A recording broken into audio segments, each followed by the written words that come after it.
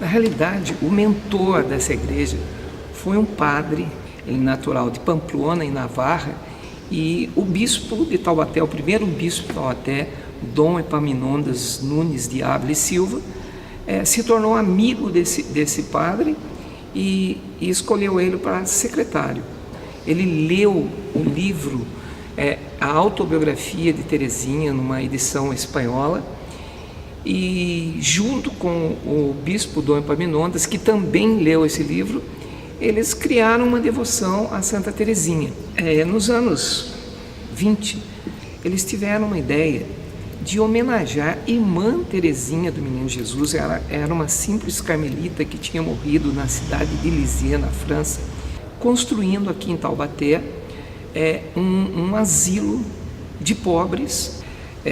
A ideia foi brilhante e eles conseguiram isso, mas acontece que Teresinha começou a fazer muitos milagres aqui em Taubaté. O padre Florencio teve uma nova ideia de construir nesse asilo de pobres uma capela para homenagear Teresinha. Então eles fizeram uma campanha em 1921 e o rendimento, o dinheiro dessa campanha foi tão grande, que eles mudaram de ideia. Eles chegaram à conclusão que não uma capela era interessante, mas uma igreja.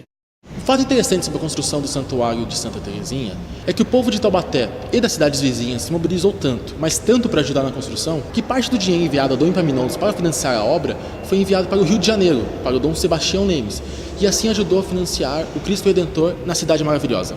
Era um dos maiores prédios em altura, se não o maior aqui em Taubaté, e em 1941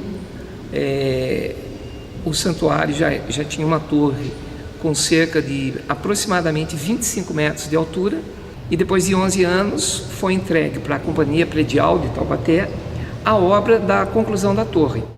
A ideia de se construir um santuário no estilo gótico surgiu do jovem desenhista Arthur, de apenas 21 anos. Ele foi contratado para conduzir esse projeto. Ele se baseou nas igrejas góticas que Santa Teresinha frequentou na França. Inclusive a torre aqui deveria ter 60 metros de altura. Fato esse que só não ocorreu devido à morte do construtor Camilo Gomes Quintanilha, em 1941.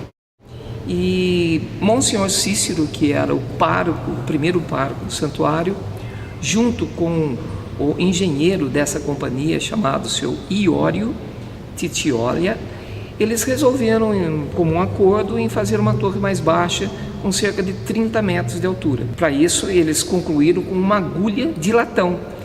Esse é o início do nosso santuário. Uns 6 anos atrás, as carmelitas de Lisieux estiveram aqui em Taubaté. Elas vieram conhecer o nosso santuário.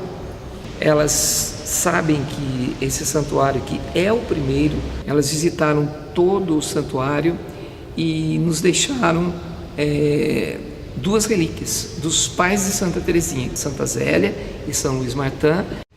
Desde 1928, o santuário possui 3 relíquias de Santa Teresinha, que foram enviadas pela irmã de sangue, Paulina, irmã de sangue de Santa Teresinha. Então ela enviou aqui um pedaço do osso do dedo de Santa Teresinha, enviou um pedaço do hábito de Santa Teresinha e enviou também alguns fios de cabelo de Santa Teresinha. Eu comecei a pesquisar o santuário em 1982. Na época, nós tínhamos alguns personagens ainda vivos do início da construção. Nós fizemos uma pesquisa muito longa nos jornais antigos da cidade, principalmente o jornal O Lábaro, mas cerca de 10 anos após, aconteceu coisas interessantes. De tanto pesquisar no santuário, eu tive uma intuição que dentro de uma parede, num lugar determinado aqui no santuário, tinha alguma coisa. Como eu já tinha bastante conhecimento aqui dos padres, eles me deram a liberdade e essa parede foi arrebentada. Dentro dessa parede tinha uma caixa com toda a documentação do santuário. Nós descobrimos, após esse encontro desse material, coisas do tipo, por exemplo, o altar do nosso santuário, ele tem uma característica interessante. O padre Florencio, ele conheceu o altar da Basílica Velha de Aparecida do Norte e mandou fazer com o altar do Santuário de Taubaté com o mesmo mármore, na mesma marmoraria.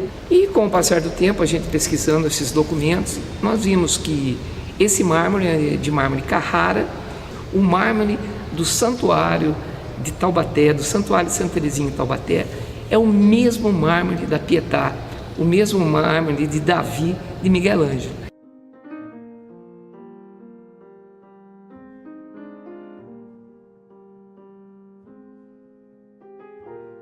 Quando o santuário foi inaugurado em 1929, os vitrais eram estilos basculantes, permitindo assim a entrada de muito vento. Os antigos, na época, reclamavam dessa quantidade de vento que entrava na igreja e, pensando nisso, foi comprado em São Paulo, na fábrica Conrado, uma porta para vento. Fábrica essa que fez os mesmos vitrais da Igreja da Sé, em São Paulo. As portas que foram doadas, o revestimento por Félix Guizar, e as portas foram feitas, as portas principais do santuário, elas foram feitas por prisioneiros, pessoas que roubavam, mas que fizeram as portas aqui para o santuário para nos proteger. Quando da construção aqui do santuário, o padre espanhol Florencio, ele queria uma igreja muito bem estruturada. Inclusive o telhado do santuário, tudo é de aço. Então nós temos as vigas, as ripas, os caibros, tudo de aço. O padre Florencio, além do aço dentro das colunas, ele queria uma base muito bem feita. Então ele foi em São Paulo e adquiriu em São Paulo pedras de granito, 14 pedras para as 14 colunas do santuário. Muita gente pensa que é 16 colunas, não, mas 2 são falsas, são 14 colunas do santuário. Aonde? Em Itaquera, em São Paulo. Por sinal, onde está construído hoje o estádio do Corinthians, né?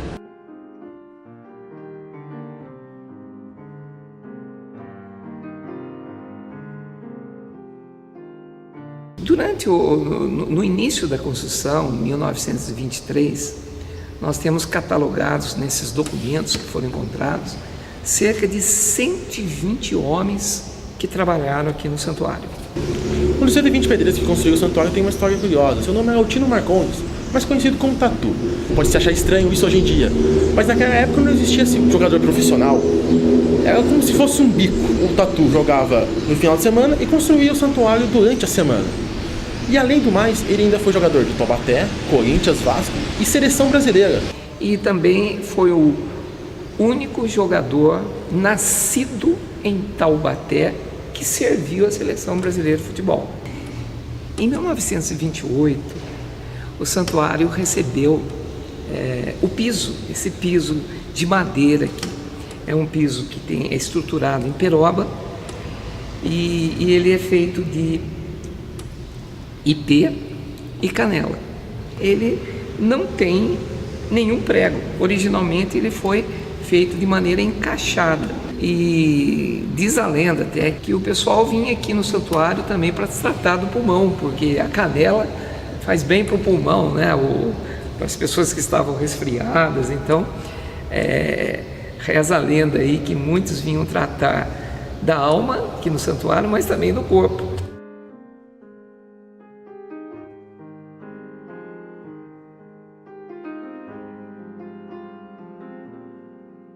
O sino da igreja também é algo digno de análise. Ele foi trazido para cá em 1928. Porém, nesse período da obra, o piso estava começando a ser assentado e as paredes levantadas. Um tanto quanto incoerente, não acham? É como se você tivesse acabado de começar a construir uma casa e comprasse um piano para ela. Esse fato ocorreu devido à doação de um médico na época. Quem é esse médico?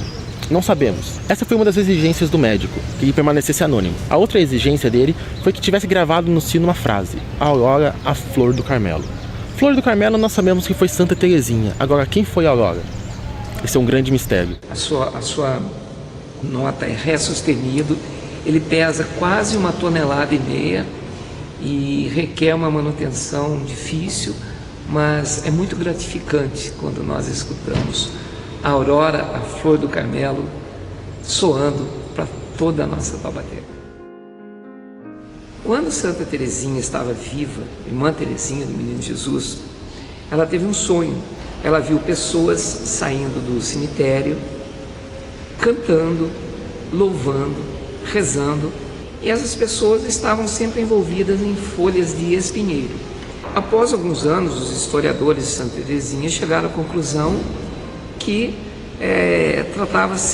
Santa Teresinha teve uma visão do translado do seu corpo do cemitério para o Carmelo de Lisieux quando da sua beatificação.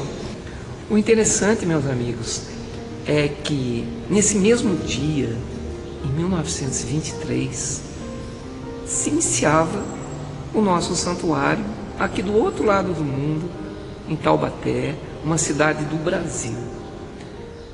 E por incrível que pareça, as fotos antigas registram que em volta de todos os alicerces do nosso santuário nós tínhamos também muitas folhas de espinheiro.